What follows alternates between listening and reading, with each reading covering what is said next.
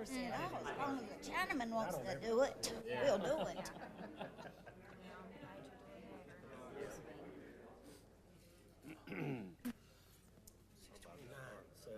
Okay. We'll wait a second. Every Let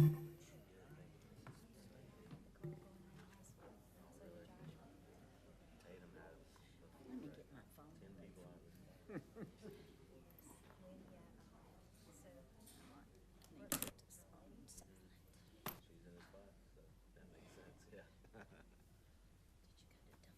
I did. I waited too late in the day to get in anywhere else. We got coffee. You don't like Do you want me to wait Add a little extra kick. on Lauren? It's 6:30.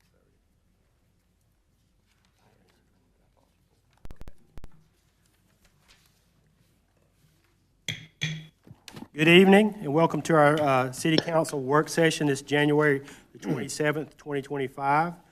We're going to call this meeting to order. We're going to have our invocation tonight by Councilman Reeves, followed by the Pledge of Allegiance. If you would, please stand with me. Let us pray. Father, we thank you for the opportunity to serve you and serve this council and serve our citizens, Father. And we ask you for wisdom as we go out through the night and give us the understanding that we need to have to make the decisions we need to make. And Father, we ask you to just bless everyone that's not feeling well and that you would put your healing hands on their body, Father. And Father, we thank you again for your Son that died on that cross and shed that blood to save our souls. In Jesus' name we pray. Amen. Thank you. If you would, please join me with the Pledge of Allegiance. I pledge allegiance to the flag of the United States of America and to the republic for which it stands, one nation, under God, indivisible, with liberty and justice for all. Thank you. You may be seated.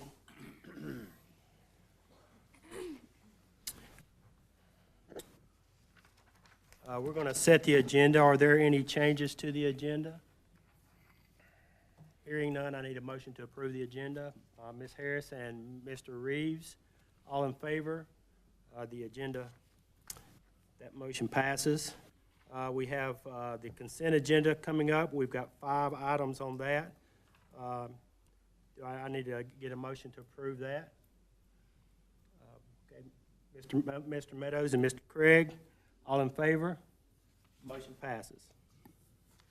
All right, we're going to go into our presentations. Classification and compensation study presentation by Baker Tilly, Sarah Town. That's me. Good evening, everyone. I'll go ahead and bring this up for you. My name is Sarah Town. I'm the consulting manager with our classification and compensation team at Baker Tilly. We're the consultant that has been tasked with conducting your comprehensive classification and compensation study. This is the exact presentation that I gave to employees a couple of weeks ago as we kicked off the study.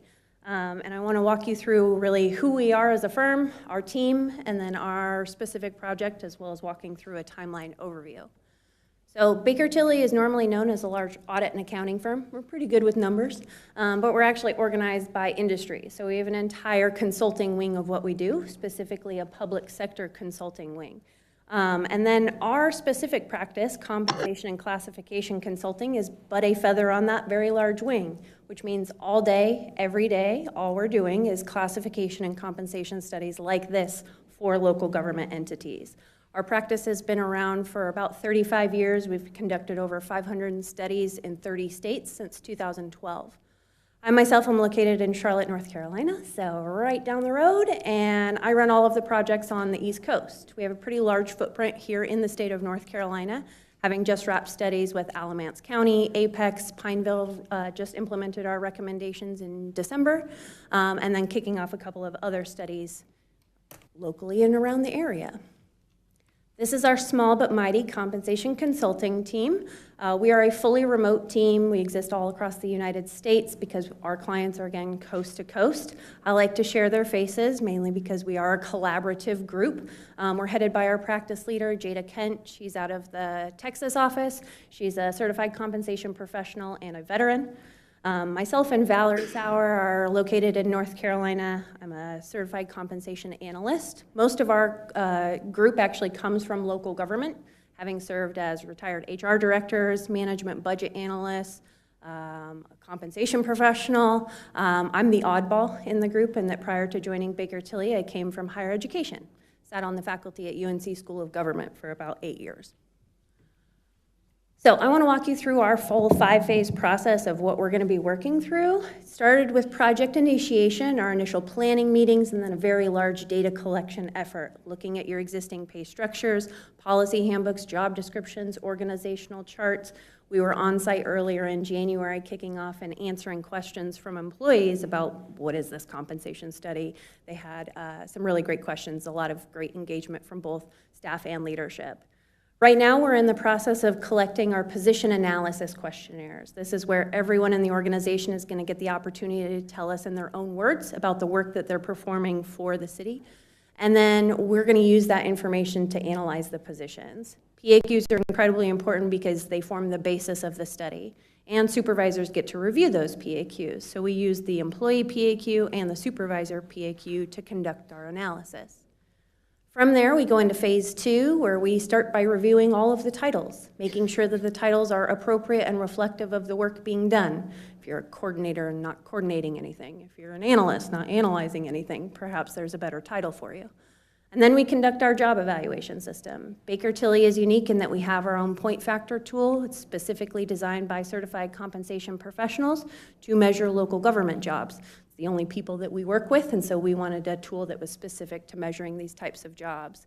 It's based off of these 9 compensable factors. We look at the education and experience, minimum requirements to fill the position, not what the incumbent currently has. We look at the level of work or complexity of the job, who you're interacting with on a regular basis, the physical demands, the working conditions or those environmental exposures, whether the position has autonomy and discretion to make decisions, what's the impact of those decisions on the organization, and then the type and scope of supervision exercise. This exercise really helps us compare internally, how do positions compare? And because we're looking at positions, not the people in those positions, that's what helps keep us compliant with the Federal Equal Pay Act. While we're doing that, what makes us very efficient at these compensation studies is we're out to market. So we're working right now to identify the 10 public peer organizations that we want to compare the city of Mount Holly to. These are comparable, competitive organizations, organizations who look like you, work like you, are similar in size, similar in structure.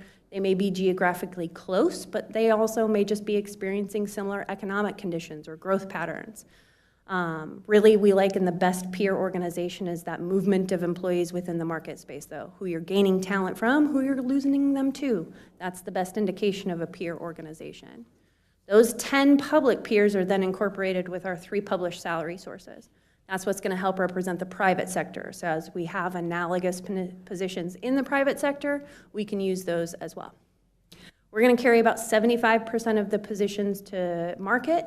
Why not 100? It's because we actually have a very rigorous process to look line by line, position by position, to make sure that there's not just a title match, but an overlap in the duties and responsibilities. We require a 75% overlap to be a good quality match when doing that comparison.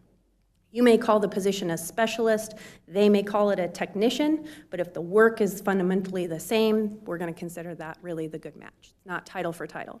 So because that process takes a little while, we don't carry all 100 positions or 100% of the positions. Best practices say we need at least 50% to make pay structures to new market conditions. So we take 75, ensuring that we're at least getting that 50%. And then we have a pretty rigorous quality control process. We do make some adjustments to that data as it comes back in. So something like work week, if another organization is on a 37 5-hour work week, we want to make sure that those annualized rates are comparable. We may age the data if it's not for the current fiscal year. And then we also do a geographic cost of labor adjustment. Not the same thing as cost of living, it's somewhat comparable, but most importantly, we don't weight the data. So no one peer is given preference. Even that private sector data is not pulling the data in any given direction. It's really a law of averages that we're working on.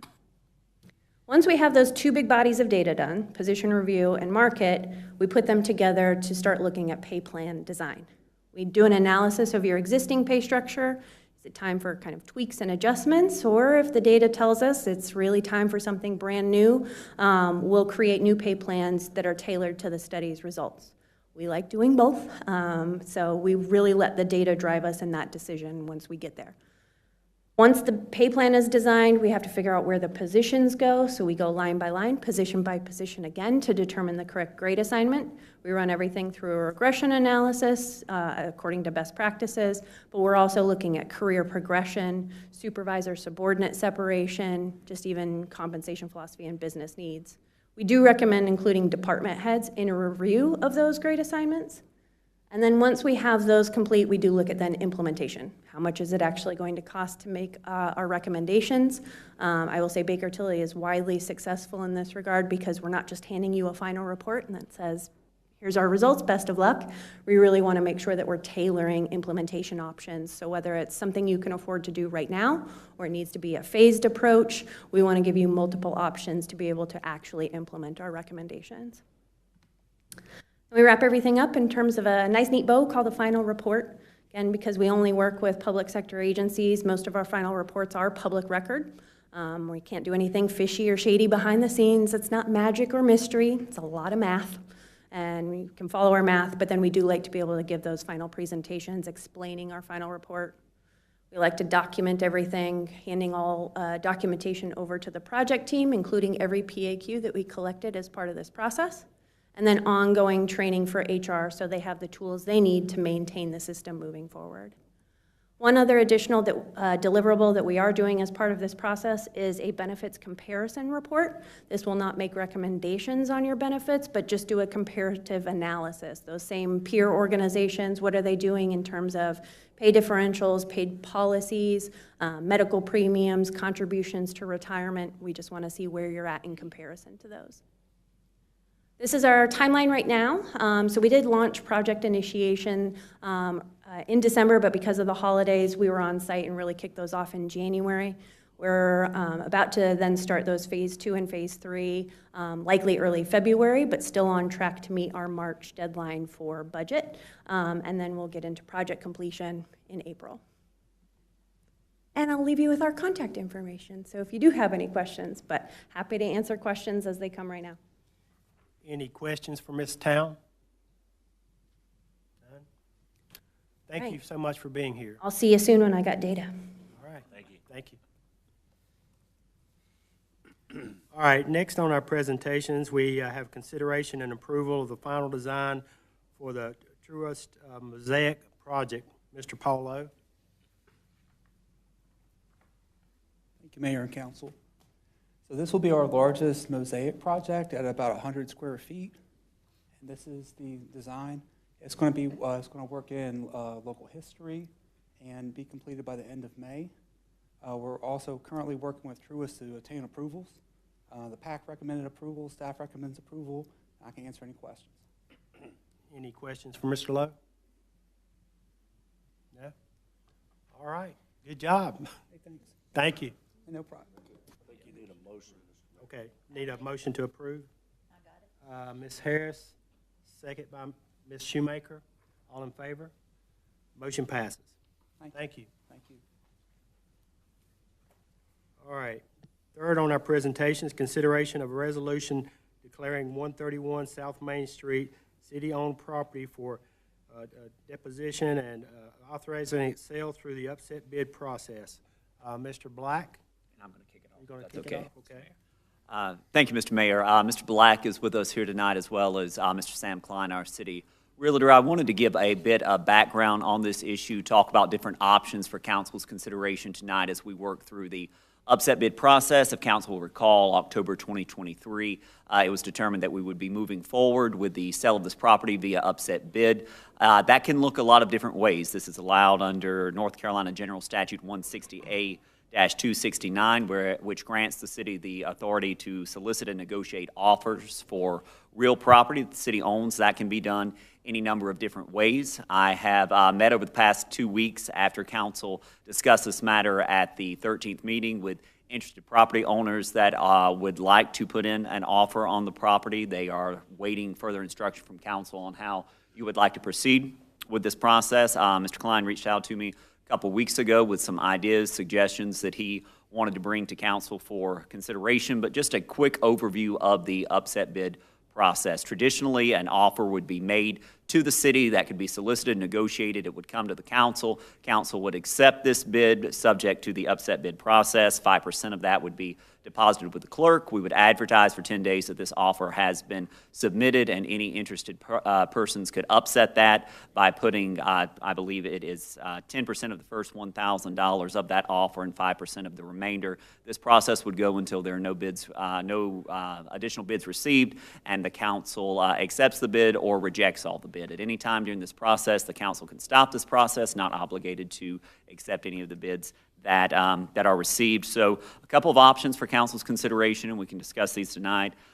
The property can be marketed and listed with a broker as part of the solicitation and negotiation period, whereas we could list this property, we could market this property, advertise accordingly. Staff could certainly, as a second option, advertise. We could put this local newspaper. We could react to offers as they receive, meet, discuss, and bring those to council for consideration. Or we could follow a combination of the processes that Mr. Black put together in the council packet tonight. That being, we could put a date certain that we're going to accept bids through, review those bids being sealed to council, and then consider one of those to kick off the upset bid process. But as I mentioned, Mr. Black's here tonight and Mr. Klein. Sam, of course, through Mecca, his real estate company, we have a master service agreement from May of 2022. He has provided an agreement that would list this property through his agencies. He has put together some video and marketing considerations for council, if you all are interested in pursuing that route.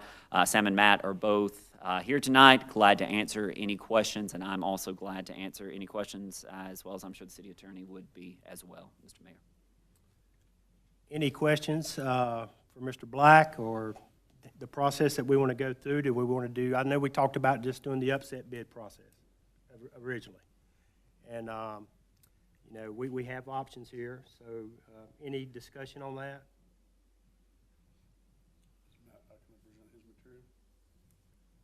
Matt, you want to speak to the material that you put together? I was just going to go based on the staff report presented. I'll be glad to read through that for a formality standpoint. So the city of Mount Holly owns the property located at 131 South Main Street, which has been determined to be no longer necessary for municipal operations, and to return this property to productive use and support potential redevelopment opportunities. City Council is asked to consider declaring this property available for disposition pursuant of NCGS 160A269. Property would be sold through a negotiated offer, advertisement, upset bid process. This process ensures transparency and provides the public an opportunity to participate in competitive bidding. It is noted that this building has remedial issues that will need to be addressed, and the Creech and Associates report of these findings can be requested through the Economic Development Office. Tours of the property can also be requested and scheduled leading up to the bid submittal's due date. And for all inquiries, please contact myself, Matt Black. The adoption of this resolution will formally authorize staff to begin the process, including publishing the required public notice and evaluating bids. Final approval of sale will remain with City Council following the completion of the upset bid process. Any questions? Mr. Huff? Mr. Mayor, I would like to hear from Mr. Klein, if that's okay.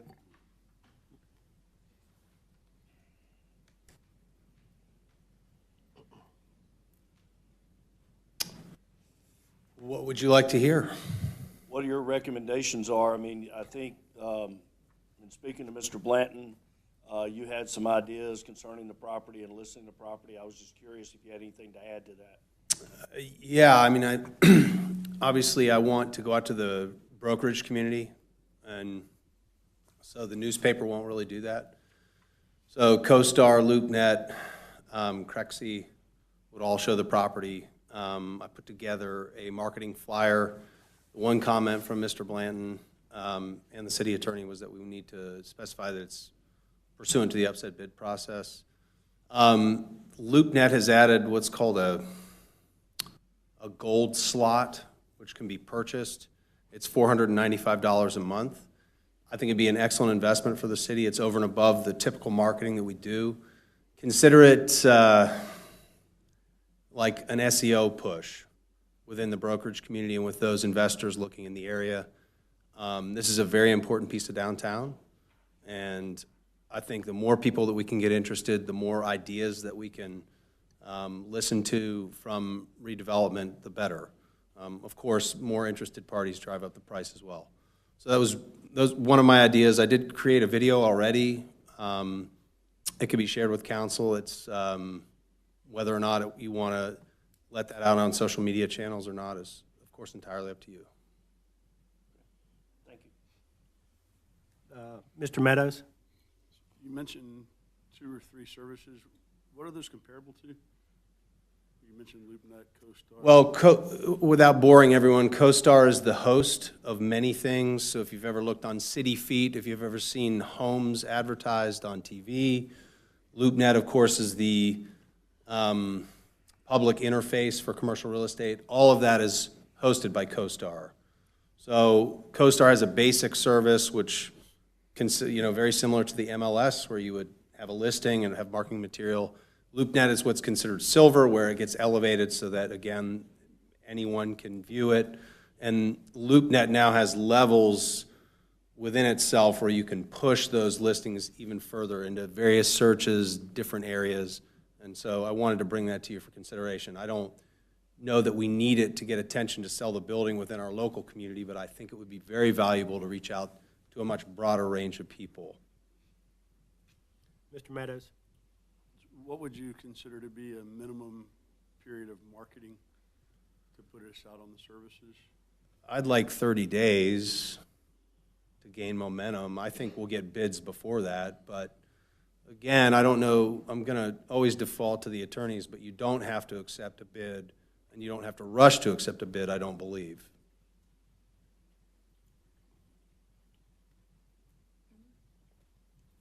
Ms. Sanders? Thank you. And so I would point out that the sample resolution in your packet mentioned marketing the property for 30 days. I would recommend that if you want to list the property with a broker, that that you not go ahead and pass the resolution that's in your packet, because it may be that the property's marketed for a 30-day period, or it may be, turns out that it's marketed for 60 days, or, the proposed listing agreement that Mr. Klein submitted to Mr. Blanton called it for the listing period to be through the end of December. I'm glad to hear that through marketing efforts, he believes that we would be receiving offers much, much sooner than that. But I did want to say that given the relative importance of this location to the overall city as a whole, and especially being central to the downtown, is I would recommend that at this time you would not tie yourself to an arbitrary number. That if you wanted to market the property, that you could either use staff to market the property locally and sift through offers that would be forthcoming based upon conversations that Mr. Blanton has had with interested prospective buyers, or you could go ahead and enter into a listing agreement with Mr. Klein, and his recommended listing period in the agreement was through the end of December. But nevertheless could market the property for a reasonable period of time rather than a specific period of time, and just see what offers come, and at this point not specifically limit your marketing period through a resolution. Let me just state that that's kind of typical but not expected. There's no way that we'll be marketing the property in December. That could be shortened if you want.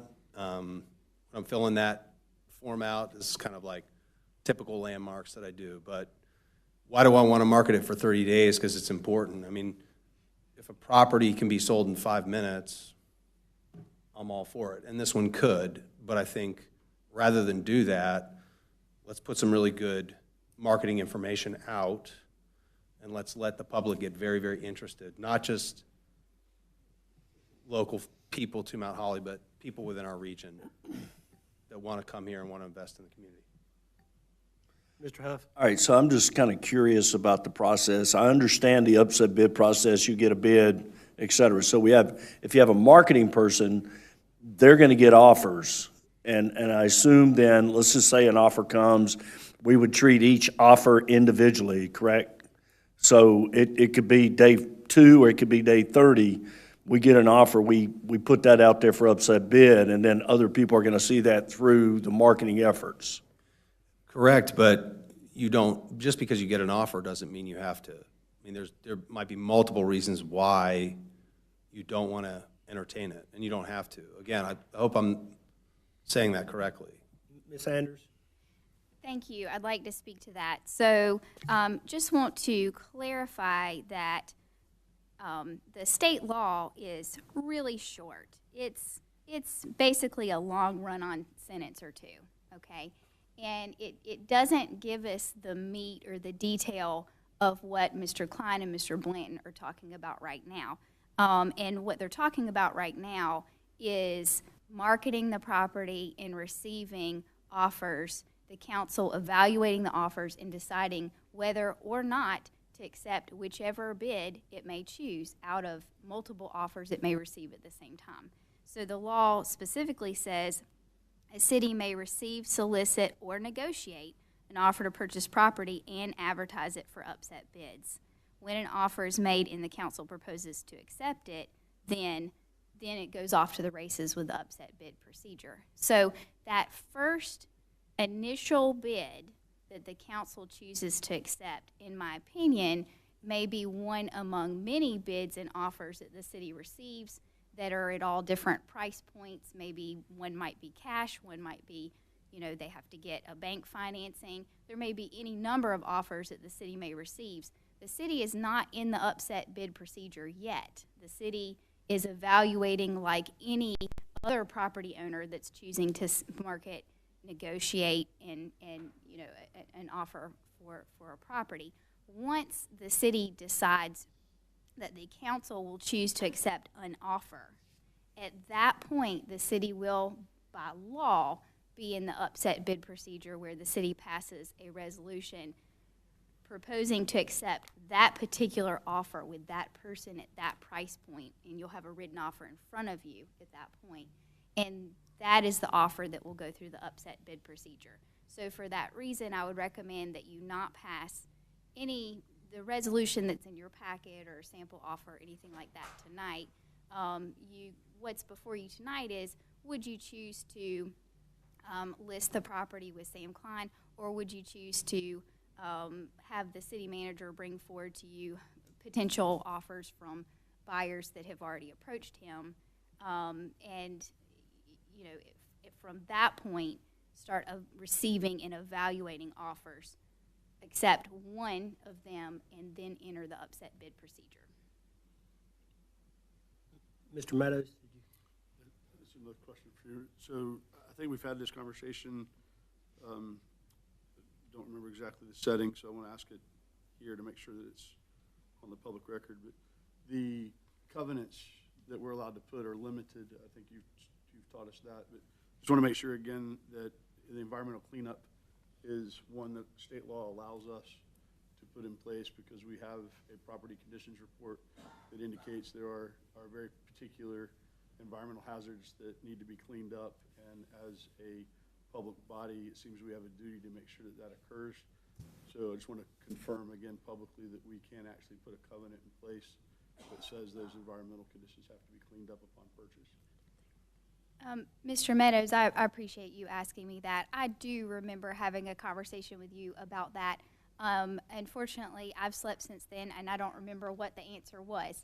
I will definitely confirm that and send that out to the manager, so that can be addressed. If we do need to put a restrictive covenant on the property, then in my opinion, we would not do that during this process. We would probably file some style of declaration of covenants that would be a restrictive covenant against the property while we own it. That similar to, for example, the property is already subject to a public parking easement in the rear. Okay, so that public parking easement already exists. The city declared it in concert with the neighboring property owner, and whenever a buyer purchases it, it will be subject to that restrictive covenant. So I believe that we can get to where you're going, but I want to confirm the exact nature of how we will get there. Thank you. I think you could do that during the advertisement process, if I'm not mistaken. So let's say you accept a bid, you want to move forward, let's pretend it's $600,000. Included in that advertisement is going to be the environmental cleanup piece or any other conditions to the sale, so that an upset bidder would have to evaluate, not only are they beating the bid by 5%, they're accepting said conditions. Mr. Meadows? I just wanted to make sure we had this on the record as well. There was some discussion about, could you limit the use? Could you restrict, who can be in the building, who can be in the building, who they have to occupy the building? And as I recall, on both fronts, you said that we could get to the environmental cleanup and it becomes kind of a mutual agreement, and that we do not have the authority to dictate it'll be this use or that use or this occupant. So I just want to make sure that folks understand that we don't have the ability to dictate to a new owner who goes in the space. That's correct. Under state law, through the upset bid procedure, the council would be unable to dictate the use that the buyer put to the property through 168-269.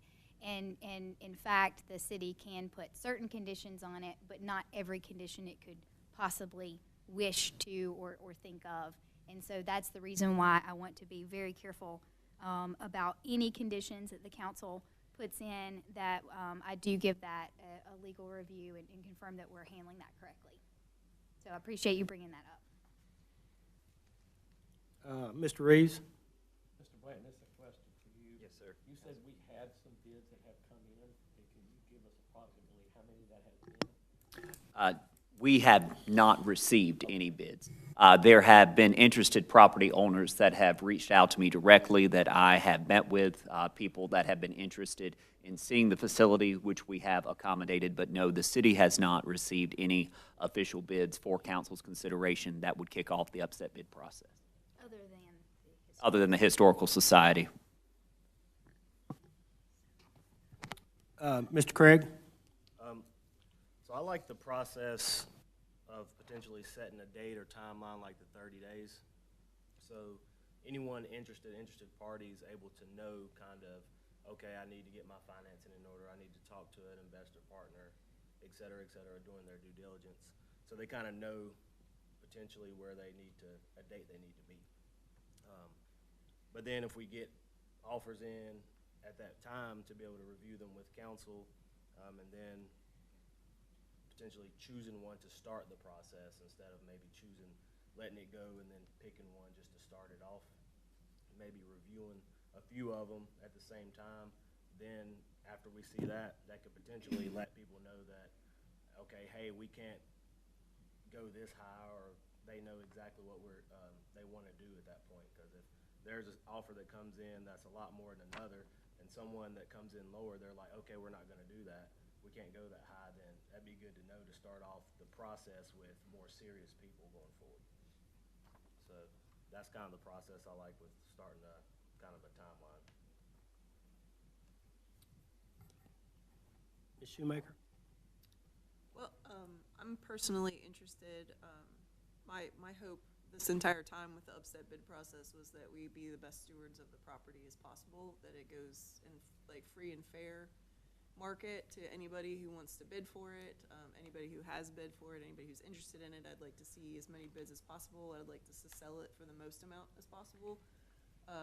So, I mean, I'd like to see us I personally would like to see us market it with Mecca, so that we get the maximum exposure and hopefully the highest bid on the property, so the money's coming back to the city.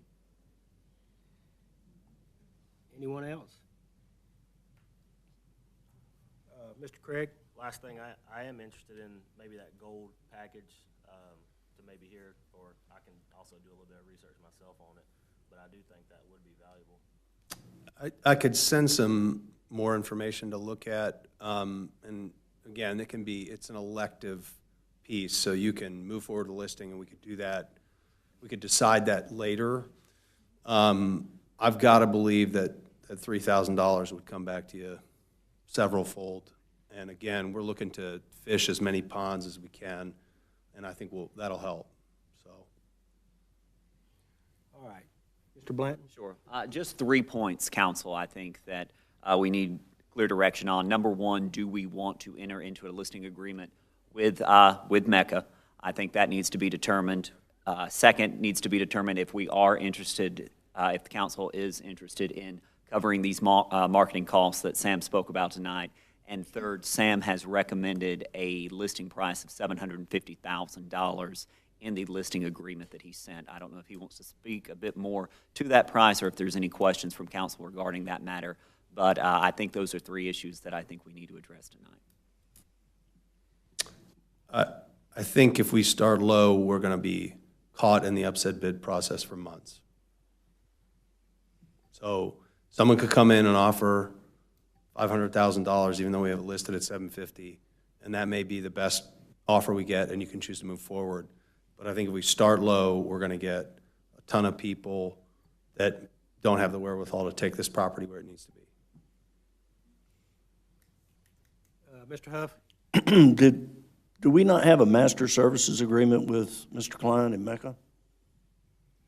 Yes, sir, we do. However, North Carolina law and brokerage rules require signing a listing agreement every time you enter into a listing.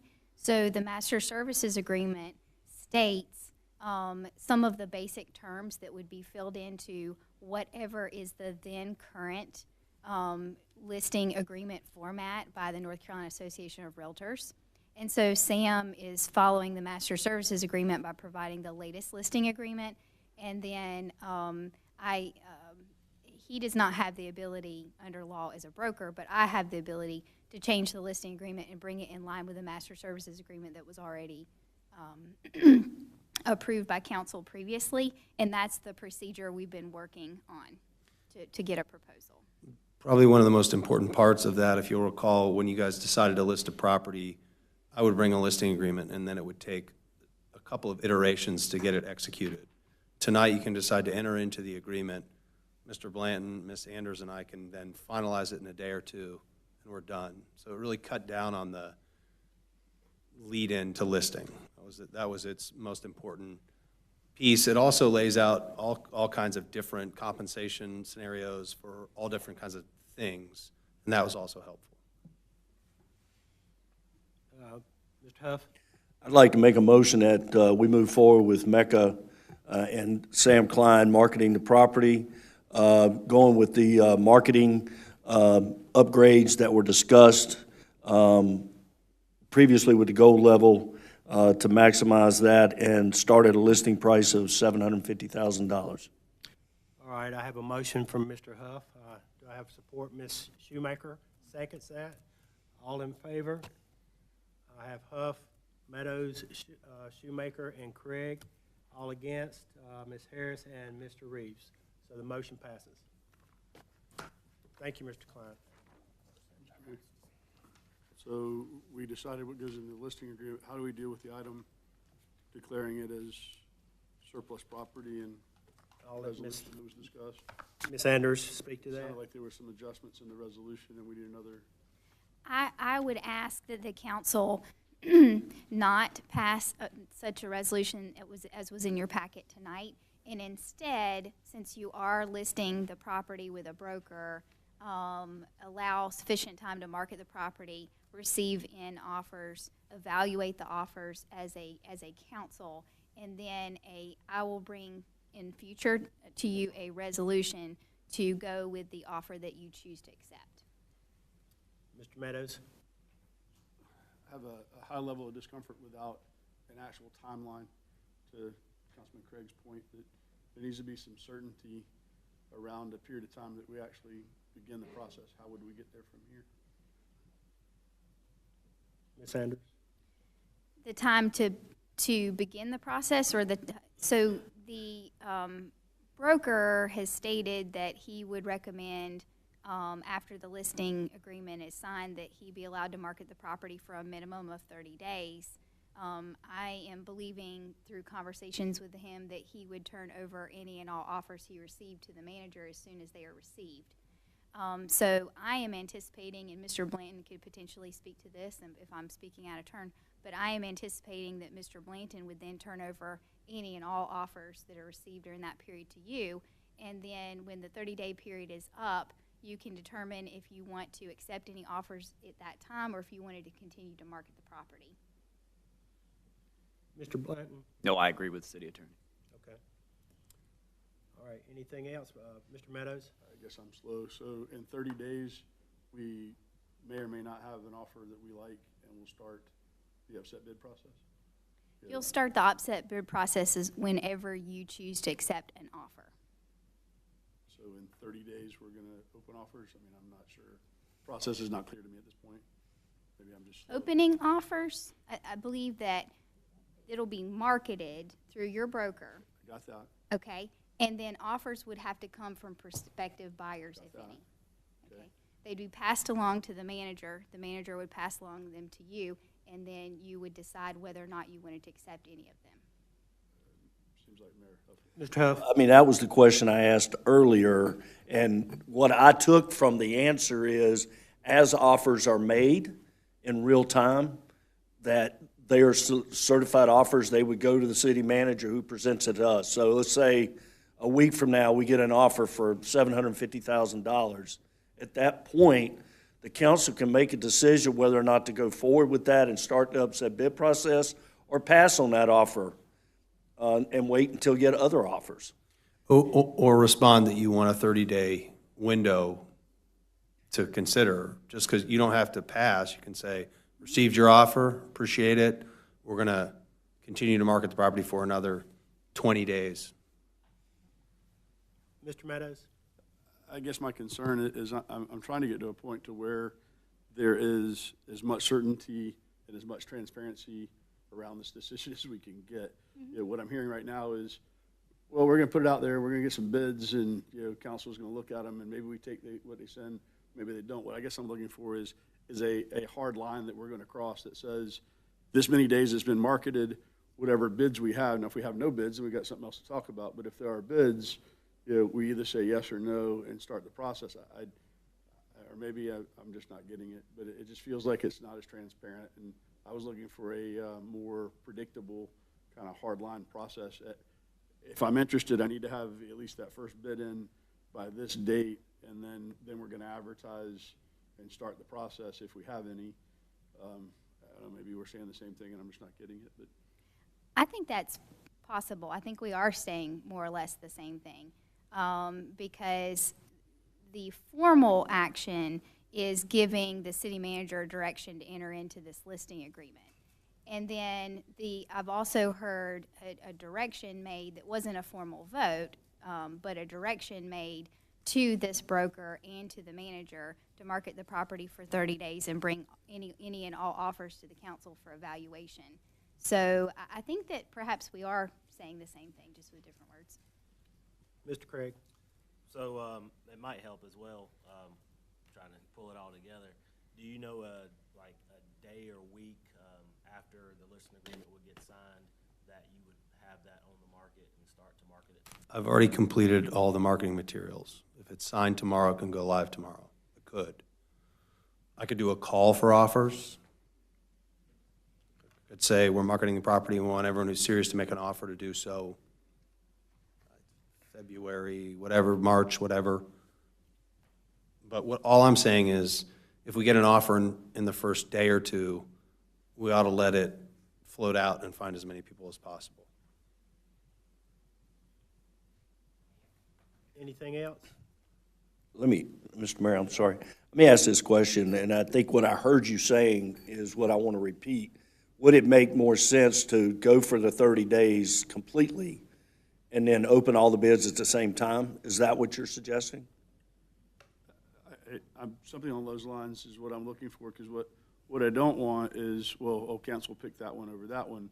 I'm trying to get this to a point to where, like was described by Councilman Shoemaker, that we marketed it, the market has responded, the market says they think this is worth X, and if A, B, and C are competing, those are all known, and we say, okay, well, one of you said $10, one of you said 11, and one of you said 8. We're going to start with 11.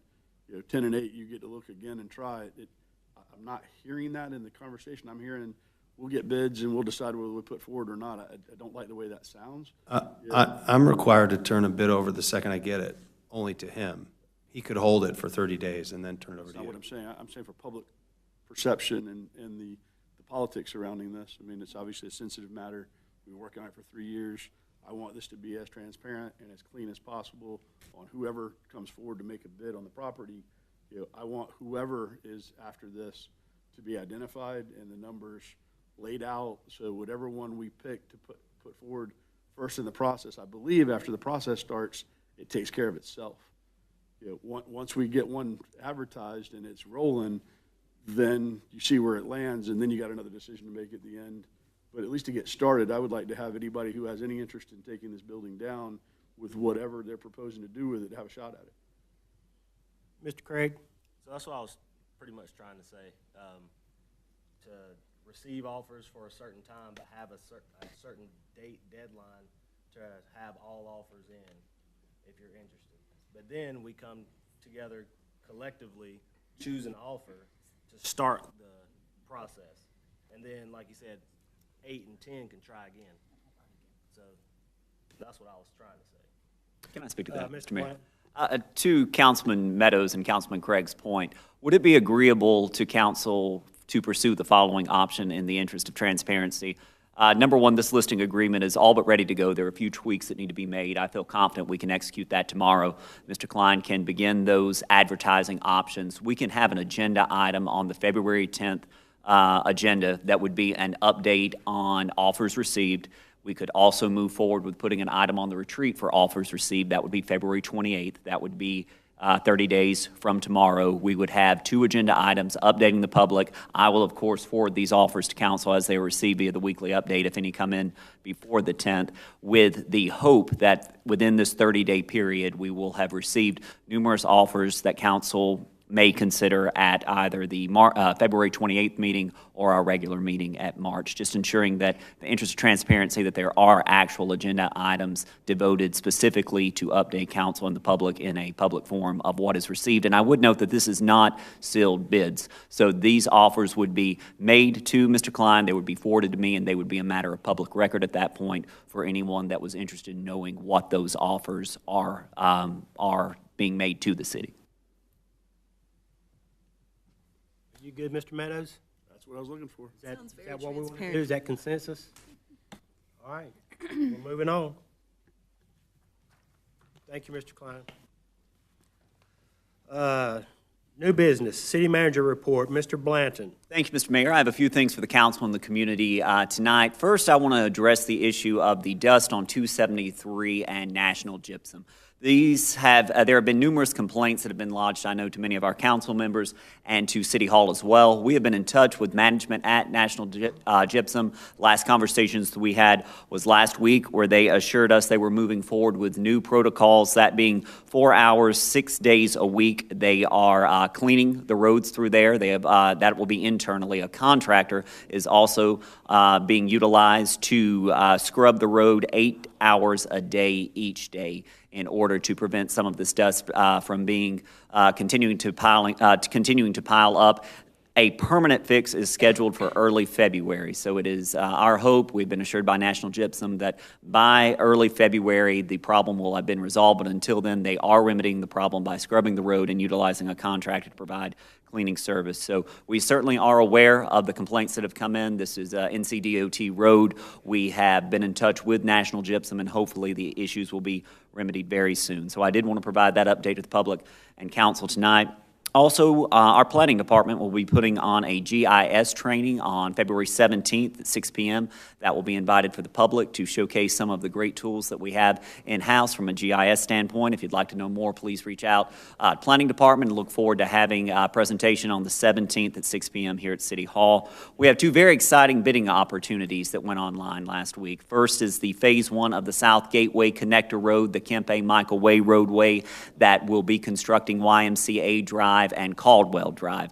Those bids are due by February 13th. We are working with our engineer to finish up Phase 2 design, which will consist of a bridge on the backside that we're hoping to have sealed bids ready to put that out by the end of the summer. Also, the second bidding opportunity that came online last week is the Dutchman Creek Bridge. We will be accepting bids through February 14th for the construction of a bridge to connect the Greenway. These are two very exciting projects that the city's been working on for quite some time, so we are very eager to see those projects come online and invite people, potential bidders that have interest, to submit those proposals in the next few weeks.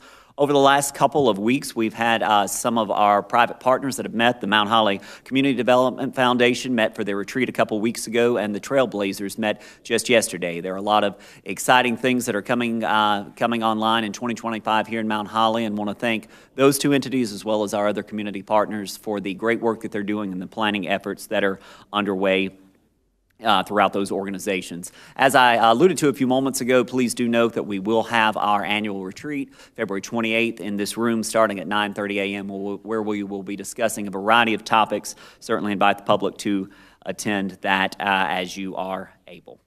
That is all that I have tonight, Mr. Mayor, but glad to address any questions or concerns that your council may have. Anything for Mr. Blanton?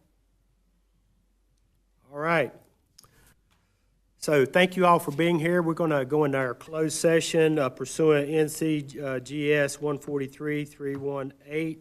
143-318-11A, 3 and 5. I need a motion, please. Mr. Huff, and second by Mr. Reeves. All in favor? We are now in closed session.